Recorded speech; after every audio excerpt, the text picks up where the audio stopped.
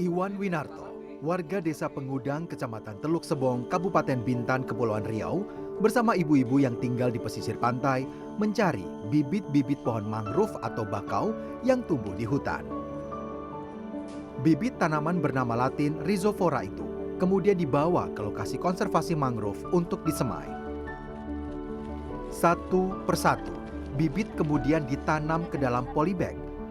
Proses pembibitan anak mangrove butuh waktu paling lama 3 bulan untuk tumbuh subur dan berdaun.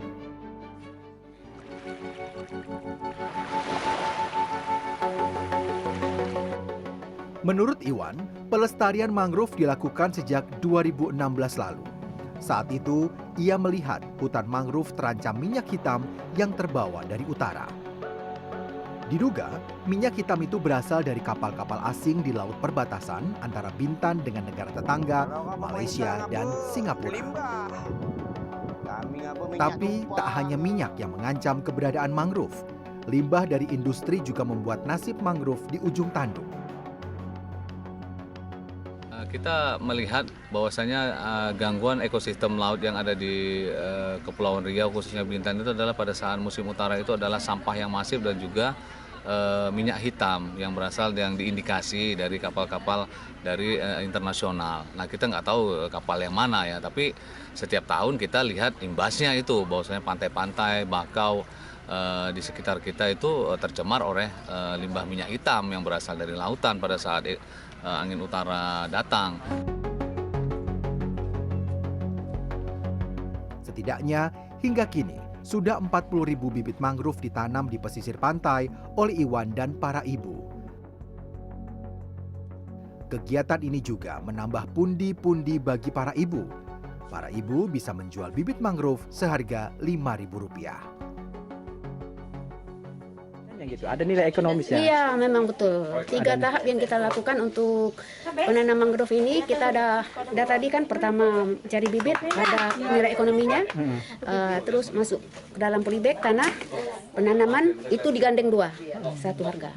Jadi untuk ekonomi cukup terbantu. Cukup terbantu lah kalau ada pelanggan yang order ke kita. Sesuai data dari Dinas Lingkungan Hidup Kabupaten Bintan, kasus pencemaran minyak hitam terjadi 4 zona di kawasan pantai, yakni Pantai Lagoy, Pantai Syakera, Pantai Berakit, dan Pantai Trikora. Setidaknya, ratusan laporan diterima DLH Bintan terkait pencemaran minyak hitam. Laporan yang masuk ya, laporan masuk adanya tumpahan minyak hitam. Kalau di 2025 ini memang masih 1 laporan. Tapi yang di 2024 itu ada 14 laporan yang masuk, yang kita rekap, yang tercatat di data kita lah.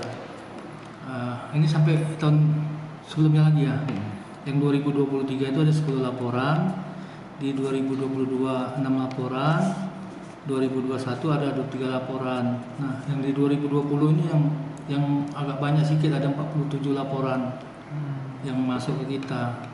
Kalau tahun 2025 1 ya, Bang? Sampai saat ini baru 1 yang masuk.